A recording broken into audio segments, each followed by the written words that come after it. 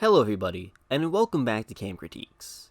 In what has become a yearly tradition of sorts for the channel, it's time to update my ranking of almost every first-party Nintendo Switch game.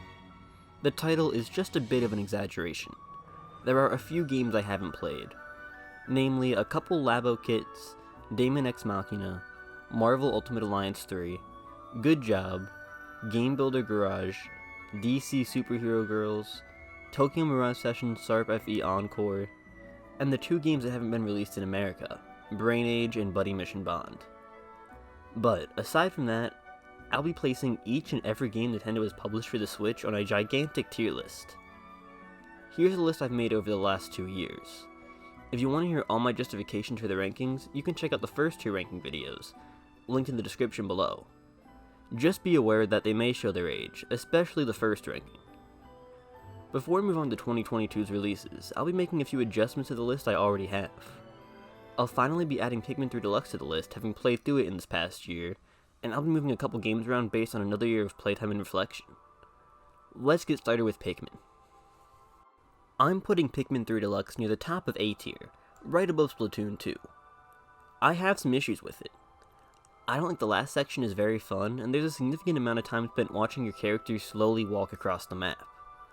I was also underwhelmed with the new content added in the Switch release. But the bulk of the game here is full of fun puzzles and charm, and it's unlike almost anything else except for the other 2 Pikmin games.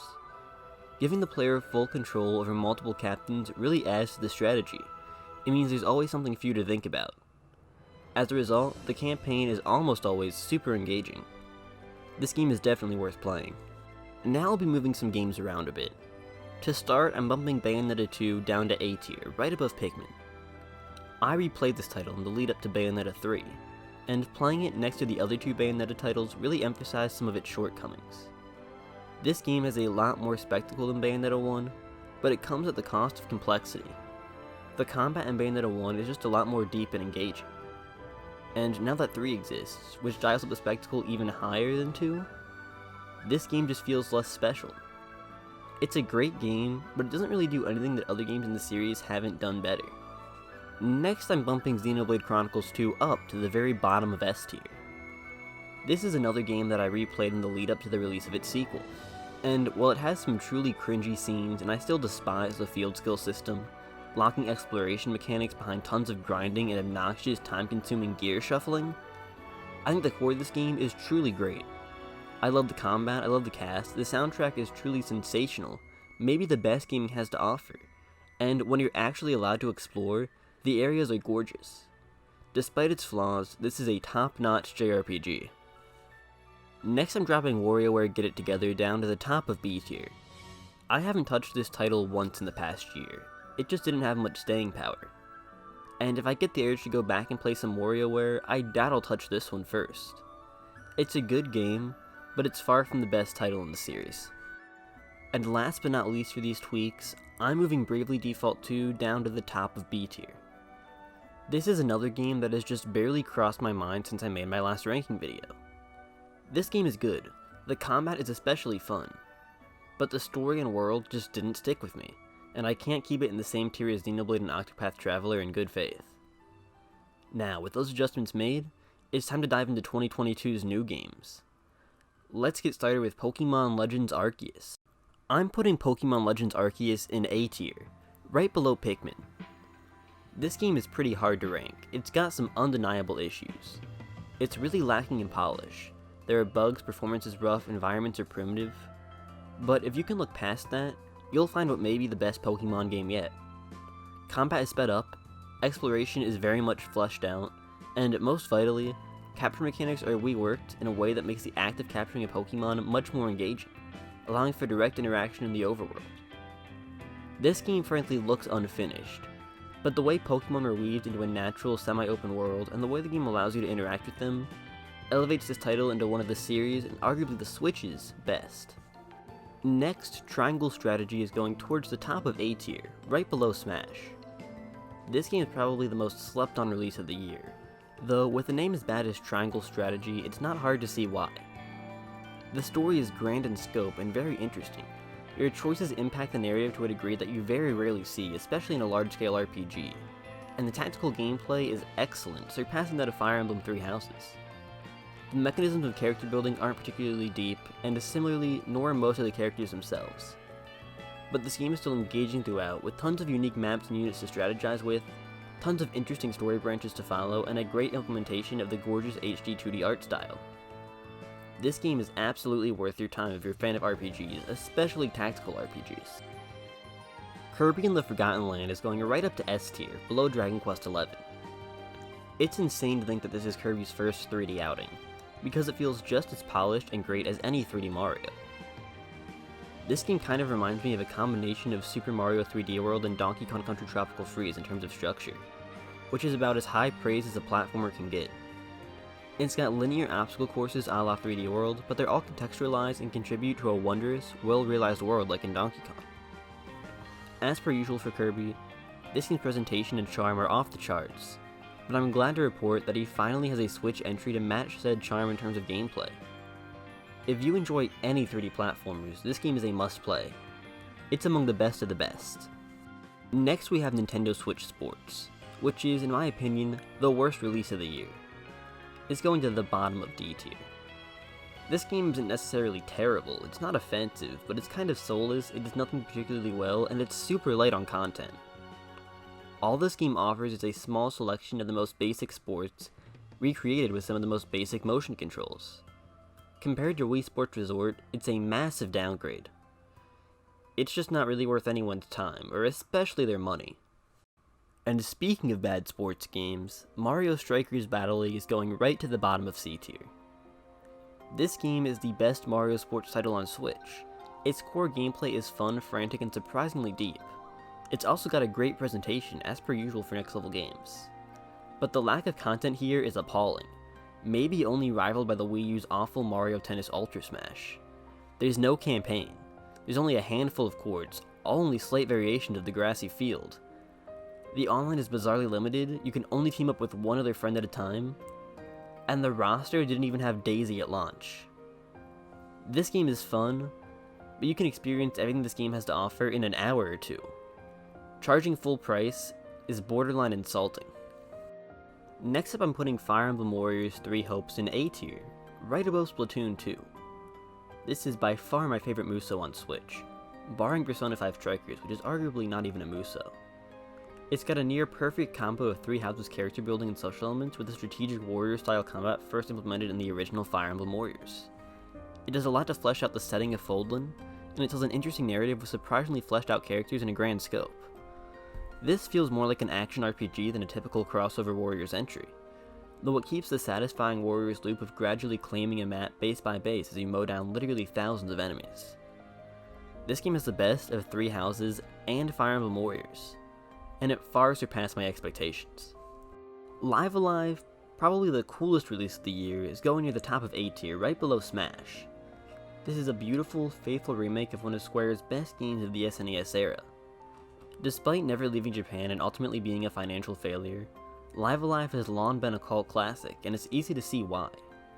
This game has an interesting, insane story, totally unique gameplay, a structure unlike any RPG I've ever seen, with this game essentially being composed of 8 vastly different mini-RPGs, and an absolutely top-notch soundtrack from Yoko Shimomura of Kingdom Hearts fame. This game does show its age a little bit, especially with the overabundance of random encounters in the final story, but that's easy to look past. This game is one of the most endearing things I've ever played. The creativity on display is astounding, and the charm is off the charts. I'd recommend trying the demo if you're at all curious. This game is different enough that I think even those who don't typically enjoy JRPGs could find something to love. For those that do enjoy a more traditional JRPG though, Xenoblade Chronicles 3 is for you. This game is going right below Kirby in S tier. It's got a stellar cast, a gorgeous world, fun and deep combat and character building, and a very interesting story. While I don't think it ends as well as 1 and 2, the enhanced exploration and the depth of almost everyone in the main party makes this the best of the mainline Xenoblade trilogy by far.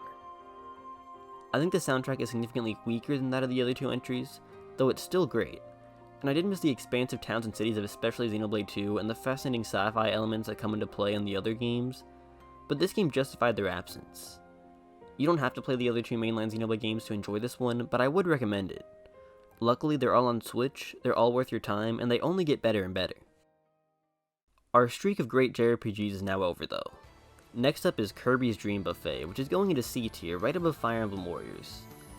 This bizarre Kirby spin-off is fun at its core, and it has a fantastic presentation, especially for a budget eShop title. Sadly, it just doesn't have enough content. Similar in structure to something like Fall Guys, you play through a series of short, 3 platformer-esque stages selected randomly from a small pool, as you compete to outscore your opponents. Sadly, that pool is very small, and the platforming mechanics here lack depth, so every run through each stage feels pretty much identical. It doesn't help that this game's point distribution is horribly balanced, with every round except for the last practically being irrelevant. I enjoyed playing this game for a couple hours, and I wish Nintendo would put out more low-budget, small-scale experimental eShop titles like this. But this one is far from their best. Next we've got Splatoon 3, which I'm putting right above 3 Hopes in A tier. Splatoon 3 is far from the most innovative Switch game. It's got no big new modes, only a couple new weapons, and a campaign that largely apes its structure from Splatoon 2's DLC. But it's got just enough new gameplay tweaks to justify its existence, I think. There are some tweaks that really should have just been patched into Splatoon 2. It's crazy that it took over 7 years for this massive online shooter to get any sort of party system, and the game launched in an oddly buggy state. But, while it may seem like I'm complaining a lot for a game I put in A tier, this title is, at its core, more Splatoon. It's pretty much just a slightly improved Splatoon 2. It doesn't really do anything exceptionally well that Splatoon 2 didn't do, but Splatoon 2 is a great game. This is still a very fresh, fast-paced shooter with a lot of strategic depth and a super charming and well-realized aesthetic. It's probably the best online multiplayer-focused game the Switch has to offer. In contrast to the derivative Splatoon 3, next up is Mario plus Rabbids Sparks of Hope, which I'm putting right below Bravely Default 2 in B tier.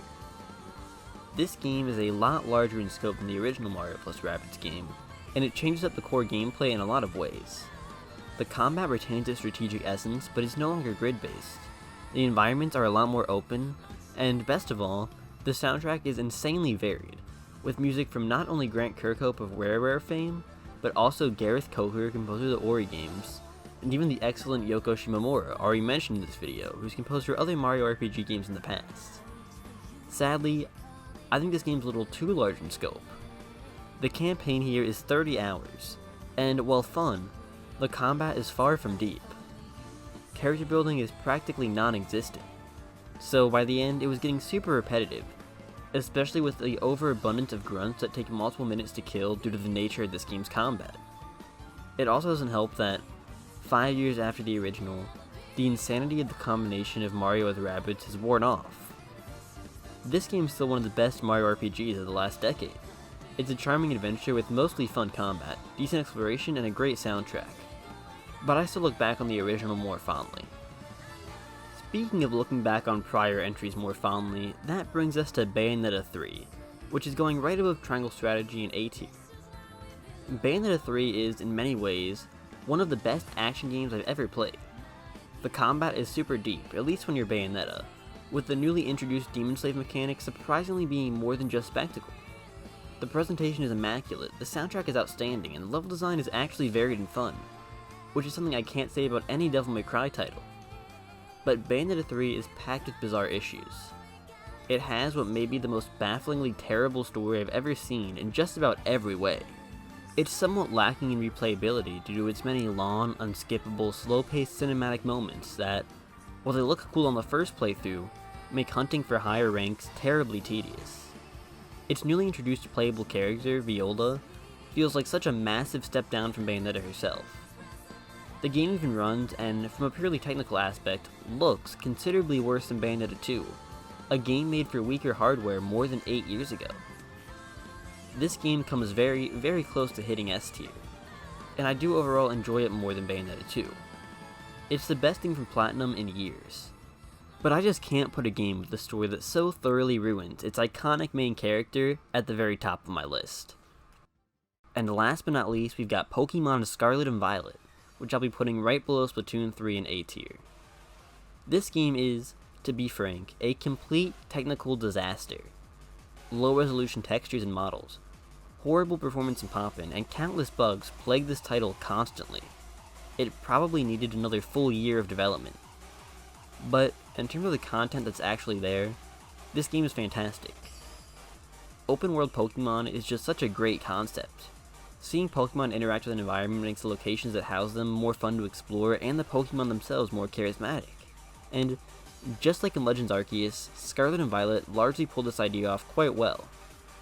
There are sadly some steps back in how you can interact with Pokemon in the overworld though, with the ability to aim Pokeballs and throw them outside of battle entirely removed.